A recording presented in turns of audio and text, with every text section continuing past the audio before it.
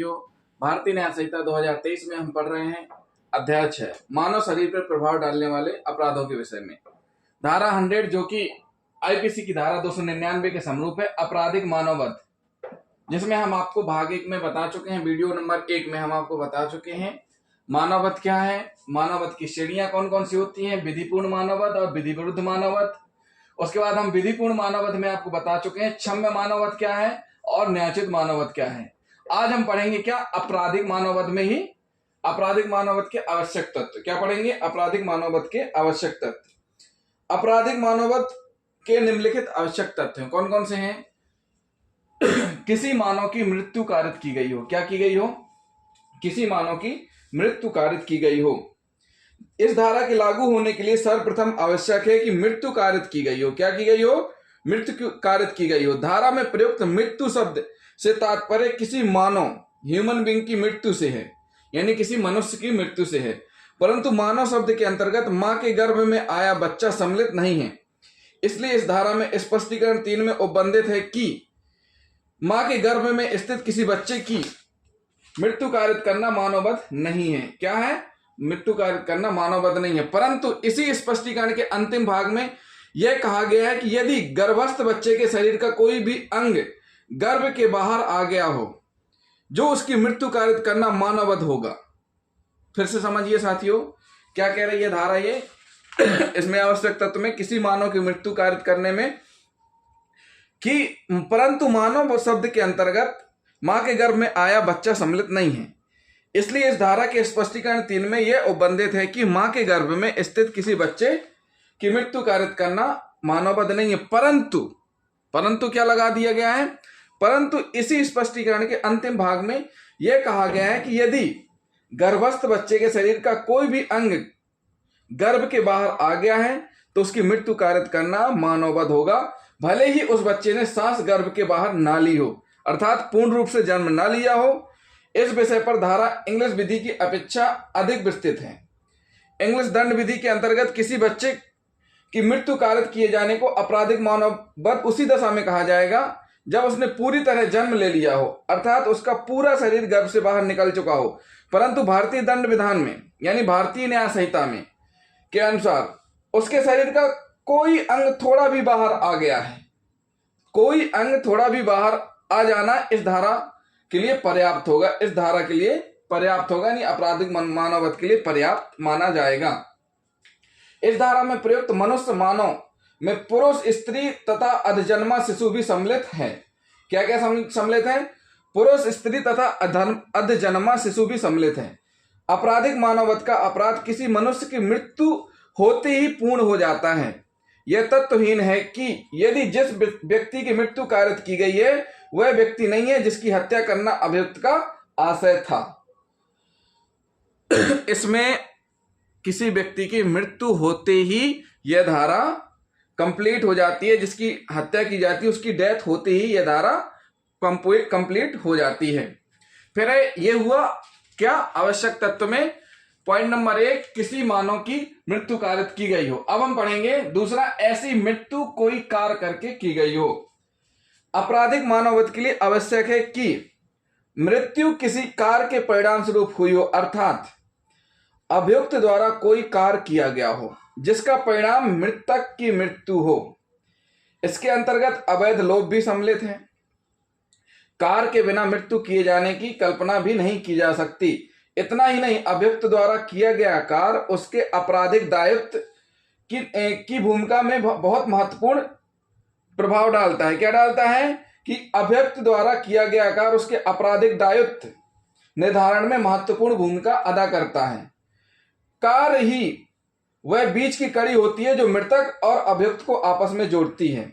अतः आपराधिक मानववध का अपराध उस स्थिति में पूर्ण हुआ माना जाएगा जब किसी व्यक्ति ने किसी ऐसे कार्य के अवैध लोभ द्वारा मृत्यु कारित की जिसे करने के लिए वह विधि द्वारा आबद्ध हो, जिसको करने का उसने लोभ किया है। उदाहरण के लिए, यदि कोई जेलर अपने अभिरक्षाधीन कैदी को भोजन न दे, कोई जेलर अपने अभिरक्षाधीन कैदी को भोजन न दे जिसके परिणाम स्वरूप उस कैदी की मृत्यु हो जाए, या कोई नर्स आपराधिक अभिरक्षा में रखे शिशु को भूखा रखे, उसकी मृत्यु हो जाए, या भूखा रखकर उसकी मृत्यु कारित करे, तो इस धारा के अंतर्गत आपराधिक मानववध के लिए दोष सिद्ध किया जाएगा, क्योंकि जेलर और नर्स अपनी अभिरक्षा अथवा देख रेख में रहने वाले व्यक्ति को भोजन देने के लिए विधि द्वारा बाध्य हैं। परंतु किसी भिखारी की यदि भूख से मृत्यु हो जाए तो भोजन देने से इंकार करने वाले व्यक्ति को उत्तरदायी नहीं ठहराया जा सकता, क्योंकि विधि द्वारा वह भिखारी को भोजन देने के लिए आबद्ध नहीं है, अतः यह लोप अवैध नहीं है। मृत्यु अनेक तरीकों से कारित की जा सकती है, जैसे विष देकर, भूखा रखकर, पानी में डुबोकर, मार पीट कर आदि। आपराधिक मानववध के लिए मात्र किसी व्यक्ति की मृत्यु हो जाना या किसी कार्य के परिणाम स्वरूप मृत्यु हो जाना ही पर्याप्त नहीं है, अभियुक्त द्वारा किया गया कार्य भी पर्याप्त है। निम्नलिखित परिस्थितियों में किया गया हो तो उसके परिणाम स्वरूप हुई मृत्यु आपराधिक मानववध होगी, वो कि हम पढ़ेंगे पॉइंट नंबर 3 में। वह सारी की सारी कंडीशन हम पढ़ेंगे पॉइंट नंबर 3 में। 3 का ए क्या कह रहा है? वह कार्य मृत्यु कारित करने के आशय से किया गया हो। जो पॉइंट नंबर 2 में हम पढ़ रहे हैं कोई कार्य, तो ये वाला जो कार्य किया गया है उसका आशय क्या है? इंटेंशन मृत्यु कारित करने का। धारा के प्रथम भाग यानी फर्स्ट भाग के अनुसार जो कोई मृत्यु कारित करने के आशय से with the intention of causing death कोई कार्य करके मृत्यु कारित कर देता है, वह आपराधिक मानववध का अपराध करता है।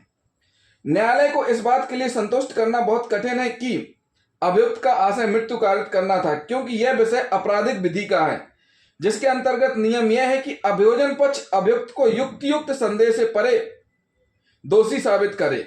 साक्ष्य इतना समर्थ होना चाहिए जो न्यायालय को इस निष्कर्ष पर पहुंचने के लिए बाध्य करे कि अभियुक्त का आशय मृत्यु कारित करना था।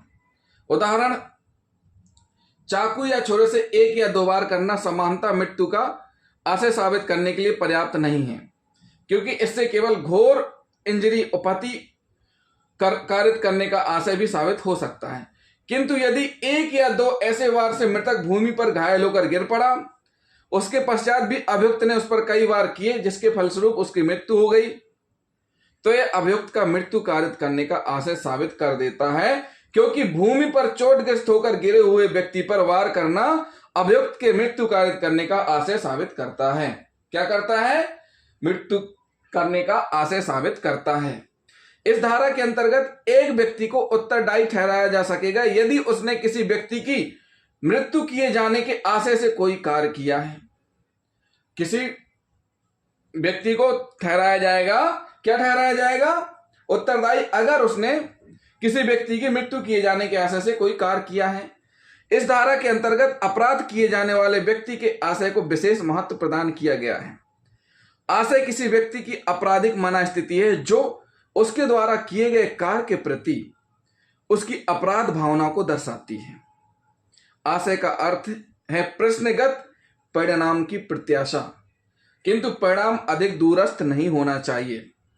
जब किसी व्यक्ति पर कोई कार्य करने का आरोप लगाया गया हो जिसका अधिसंभाव्य परिणाम अत्यधिक क्षतिकर हो, तो उस कार्य को करने के परिणाम का विधिक निष्कर्ष है। आशय का अनुमान अभियुक्त के कार्य एवं केस की परिस्थितियों से किया जाता है। इस प्रकार एक भरी हुई बंदूक से जानबूझकर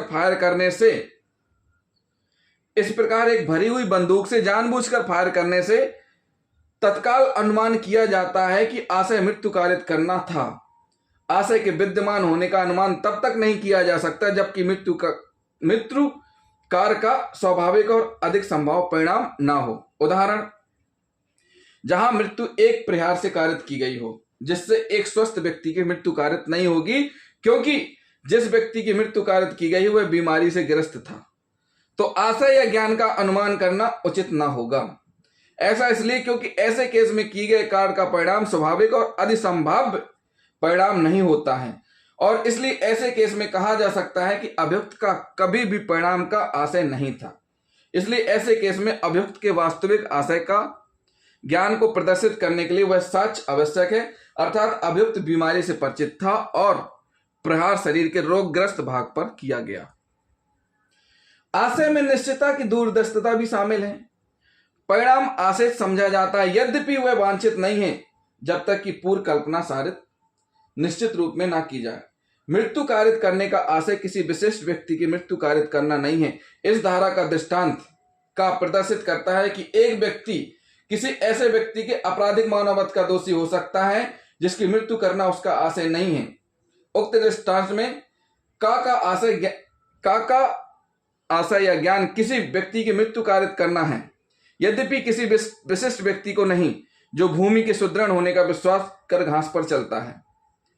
अपराधी की आपराधिक मनस्थिति का निर्धारण मामले के तथ्यों तथा परिस्थितियों के आधार पर किया जाता है, जिसमें अपराध करने हेतु पर विशेष ध्यान नहीं दिया जाता, किंतु फिर भी इससे अभियुक्त का आशय जानने में सहायता मिलती है।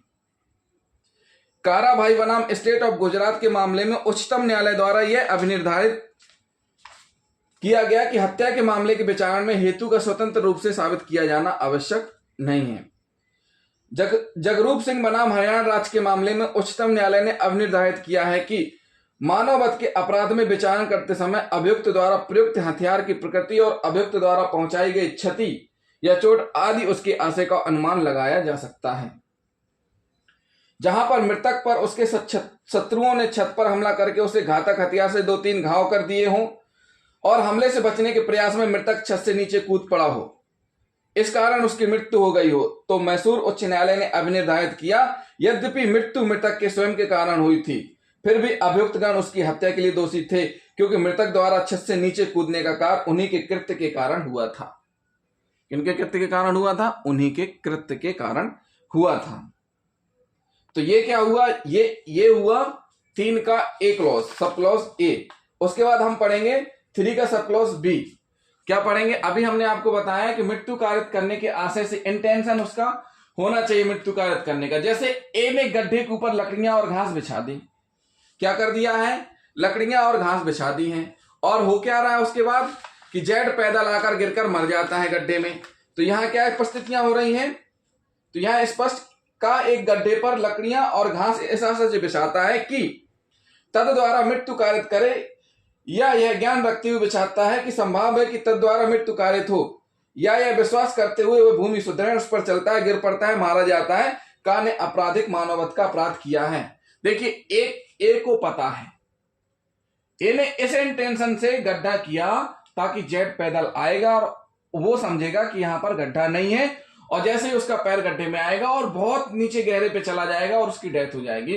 तो ए ने क्या किया? ए ने डायरेक्ट उसका मर्डर नहीं किया, लेकिन ए का जो आशय था, इंटेंशन था, वो उसको मारने का था। उसको ज्ञान था किस चीज का? कि इसमें गिरने से डेथ होगी। तो हुआ क्या? ए ने गड्ढे के ऊपर लकड़ियां और घास बिछा दी। देखिए गड्ढा है, गड्ढे के ऊपर लकड़ियां घास बिछी हैं, लकड़ी और घास बिछी हुई है। जेड उधर से पैदल आता है, वो सोचता है कि ये तो जमीन समतल है, और पैर रखते ही वो नीचे पहुंच जाता है और उसकी डेथ हो जाती है। तो ये क्या हुआ? 3 का सब क्लॉज ए। अब हम पढ़ेंगे बी। कार ऐसे शारीरिक क्षति कारित करने के आशय से किया गया हो जिससे मृत्यु कारित किया जाना संभव है। क्या कह रही है ये धारा? अपराधी का आशय मृत्यु कारित करना ना हो, किंतु यह पर्याप्त है यदि उसका आशय ऐसी शारीरिक चोट पहुंचाने का हो जिससे मृत्यु हो जाने की संभावना हो। कार्य और कार्य द्वारा कारित मृत्यु में संबंध सीधा और स्पष्ट होना चाहिए, चाहे तत्काल ना हो परंतु उसे दूरस्थ भी नहीं होना चाहिए। मृत्यु कारित करने का आशय और ऐसी शारीरिक क्षति करने के आशय से जिससे मृत्यु कारित हो जाना संभव हो, दोनों अभिव्यक्तियों में अंतर आपराधिकता में मात्रा का अंतर है। क्या अंतर है? Difference of degree in criminality में है। मतलब क्या हुआ? पश्चातवर्ती पूर्ववर्ती की अपेक्षा अपराधिता की निम्न मात्रा, लोअर डिग्री ऑफ क्रिमिनलिटी है, किंतु चूंकि दोनों में उद्देश्य एक ही है इसलिए विधि दंड में कोई भेद नहीं करती है।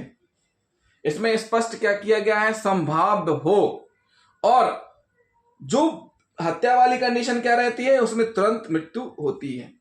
मृत्यु कारित करने का आशय और ऐसी शारीरिक क्षति करने के आशय से, इसमें क्या किया गया है? मृत्यु कारित करने का आशय और ऐसी शारीरिक क्षति कारित करने का आशय।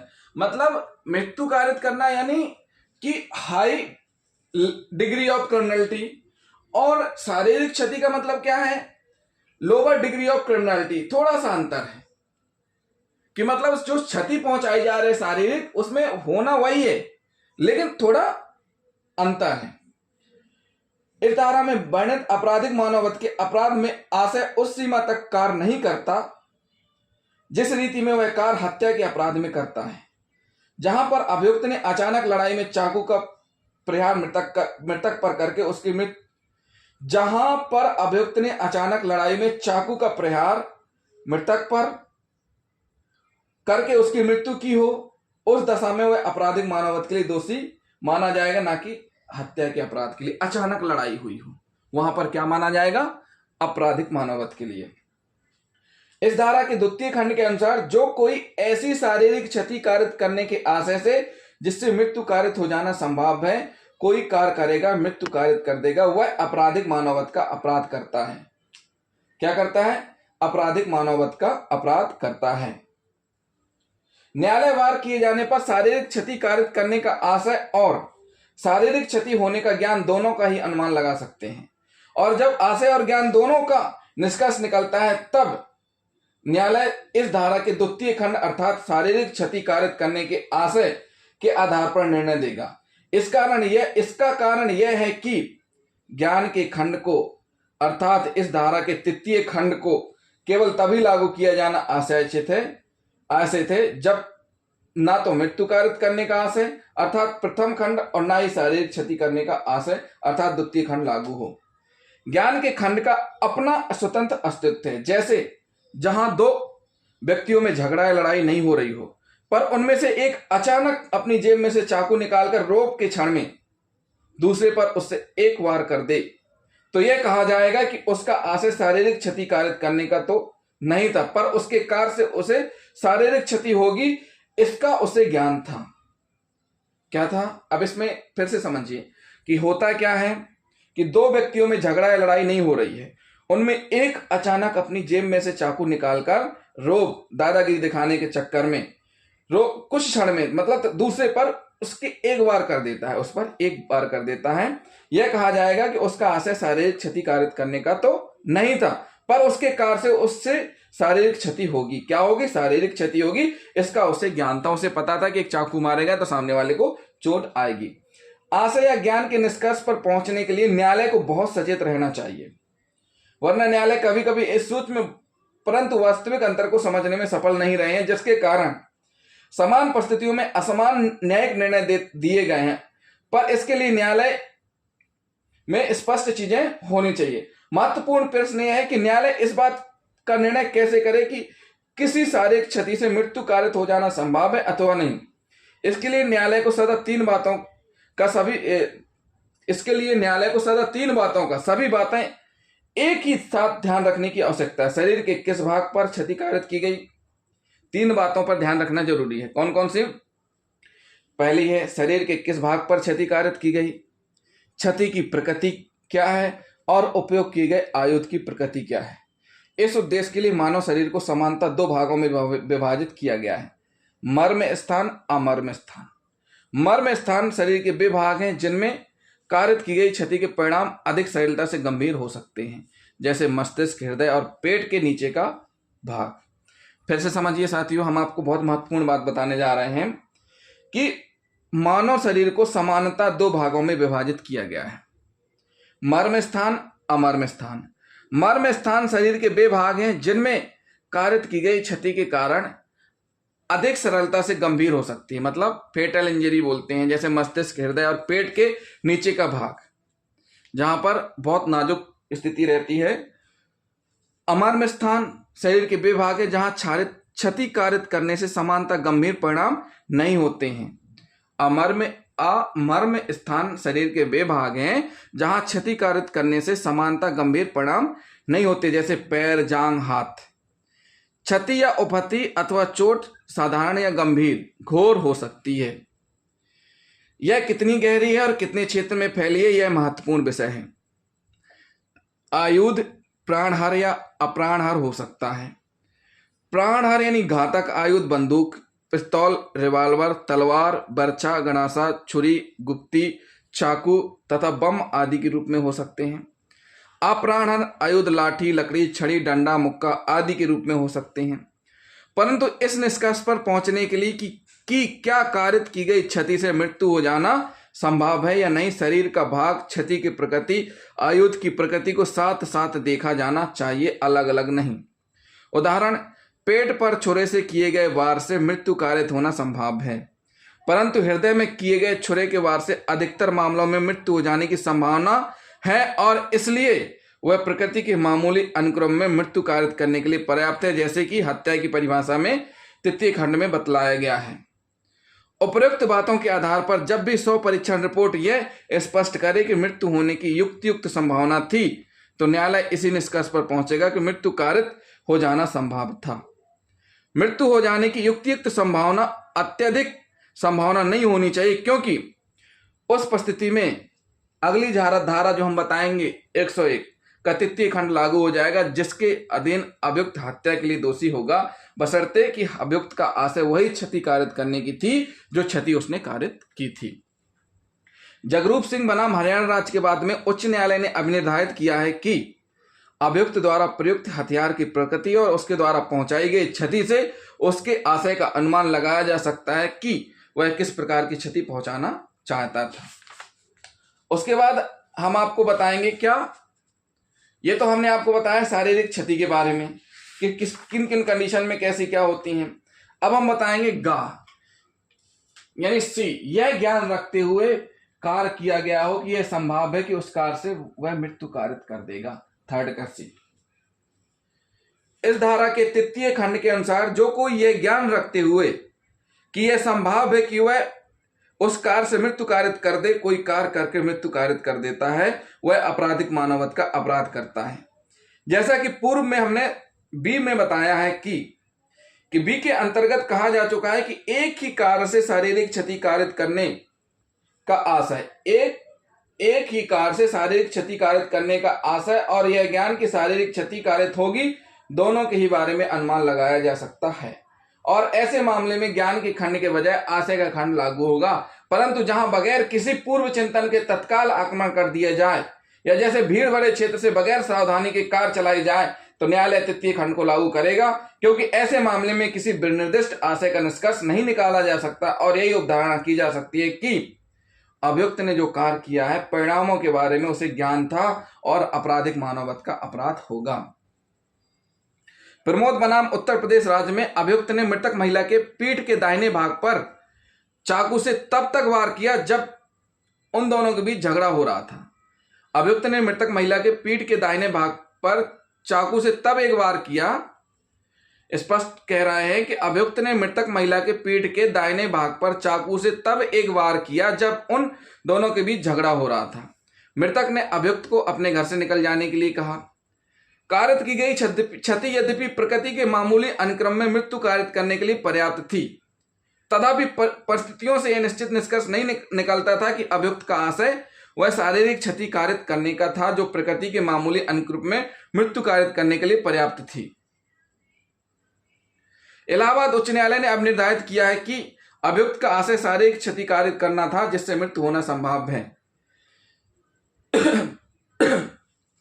ज्ञान एक प्रबल शब्द है और जो एक निश्चितता के ज्ञान एक प्रबल शब्द है जो एक निश्चितता से लेकर संभावना का द्योतक है। कभी कभी घोर उपेक्षा ज्ञान की कोटि में आता है। यदि कोई व्यक्ति उपेक्षा से कार्य करता है या बिना सम्यक सावधानी सतर्कता बरते हुए कार्य करता है तो उपधारित किया जाएगा कि उसने अपने कार्य से उत्पन्न होने वाले परिणाम का, उसके द्वारा जो कार्य है उसे अपने कार्य से उत्पन्न होने वाले परिणाम का ज्ञान था। कांगला में एक व्यक्ति को सद्भावना पूर्वक विश्वास करते हुए वह व्यक्ति नहीं बल्कि कुछ अति प्राकृतिक वस्तुएं अभियुक्त ने लाठी से मारा, बिना स्वयं को संतुष्ट करने के लिए कोई कदम उठाए हुए कि वह व्यक्ति नहीं था। क्योंकि उसने जिस वस्तु को मारा उसके बारे में स्वयं को संतुष्ट नहीं किया, इसलिए उसने घोर उपेक्षा से कार्य किया और वह हत्या की कोटि में न आने वाले आपराधिक मानवत का दोषी था। ऐसे मामलों में जो आवश्यक है वह यह है कि मृत्यु अभियुक्त के कार्य का सीधा परिणाम होना चाहिए। अतः मृत्यु किसी ऐसे कारण से हुई हो जिसका ज्ञान अभियुक्त को नहीं था, तो वह उसे आपराधिक मानवत के लिए दोषी नहीं ठहराया जा सकता। केवल अपवाद के रूप में दुर्घटना को छोड़कर अन्य किसी दशा में कार्यरत मृत्यु समानता आपराधिक मानवत मानी जाएगी। जैसे ही साबित कर दिया जाता है कि मृत्यु संयोगवश या उपेक्षा के कारण न होकर जानबूझकर कारित हुई थी, अभियुक्त को आपराधिक मानवत के लिए दोषी माना जाएगा। यदि किसी व्यक्ति की मृत्यु अभियुक्त द्वारा केवल एक ही लाठी के प्रहार के परिणाम स्वरूप हो जाए तो प्राय तर्क प्रस्तुत किया जाता है कि अभियुक्त को यह ज्ञान नहीं था कि एक ही प्रहार से मृत्यु संभव हो सकती है। मतलब एक व्यक्ति ने एक लाठी मारी और उसी से उसकी डेथ हो गई, परंतु इस संबंध में कोई निश्चित नियम नहीं है तथा यह मामले के तथ्यों एवं परिस्थितियों पर निर्भर करता है। अतः जहां अभियुक्त ने पूर्व नियोजित ढंग से अपनी पूरी ताकत से मृतक पर लाठी से एक ही बार किया हो जिसके परिणाम स्वरूप मृत्यु कारित हुई हो, तो उसे धारा 101 यानी हत्या के अपराध का दोषी माना जाएगा। क्या माना जाएगा? हत्या के अपराध के अंतर्गत दोषी ठहराया जाना उचित होगा।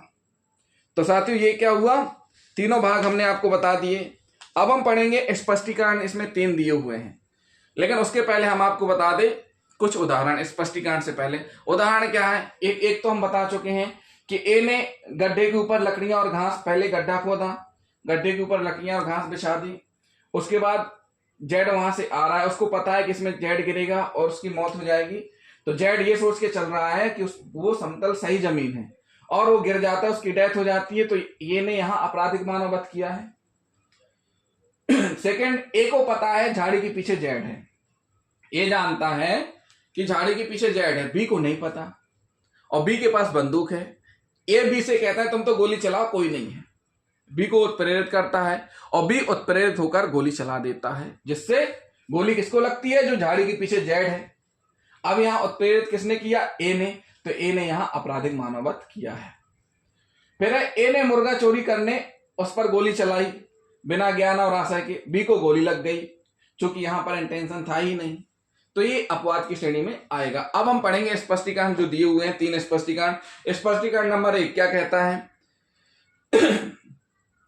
स्पष्टीकरण नंबर 1, इस स्पष्टीकरण के अंतर्गत वह व्यक्ति जो किसी विकार, रोग या अंग शिथिल से ग्रस्त किसी दूसरे व्यक्ति की शारीरिक क्षति कारित करता है और तद्वारा उसे दूसरे व्यक्ति की मृत्यु त्वरित कर देता है, वह उसकी मृत्यु कारित करने के लिए दोषी समझा जाएगा। अपराधी का यह तर्क अर्थहीन होगा कि यदि मृतक किसी विकार, रोग, अंग शिथिल से ग्रस्त नहीं होता तो उसकी मृत्यु नहीं होती। स्वस्थ अस्वस्थ व्यक्ति के मृत्यु के बीच विधि भेद नहीं करती है। साथियों हम आपको बता दें कि स्वस्थ अस्वस्थ व्यक्ति के बीच विधि भेद नहीं करती है। यह स्पष्टीकरण पहले से यह मान लेता है कि अभियुक्त के द्वारा किया गया कार्य इस धारा के अंतर्गत 3 खंडों में से कम किसी एक में अवश्य आना चाहिए, तभी अभियुक्त आपराधिक मानव वध या हत्या के लिए दोषी होगा। इसमें स्पष्ट किया गया कोई एक बीमार व्यक्ति है, उसको एक सही व्यक्ति ने मार दिया। अब जब वो मार दिया तो मर गया, तो सामने वाले ने न्यायालय में तर्क प्रस्तुत किया कि वह बीमार था, अगर वो बीमार नहीं होता तो एक मुक्का दूसरे को मारा जाता तो मरता नहीं। तो यहां पर न्यायालय ने स्पष्ट किया है कि स्वस्थ और अस्वस्थ व्यक्ति की मृत्यु के बीच विधि भेद नहीं करती है। स्पष्टीकरण नंबर 2 क्या बोल रहा है? उचित उपचार और कौशलपूर्ण चिकित्सा करने से वह मृत्यु रोकी जा सकती थी। शारीरिक क्षति द्वारा मृत्यु कारित करने के मामले में अभियुक्त यह तर्क नहीं दे सकता कि यदि मृतक को उचित उपचार और कौशलपूर्ण चिकित्सा उपलब्ध हो जाती तो उसकी मृत्यु को रोका जा सकता था।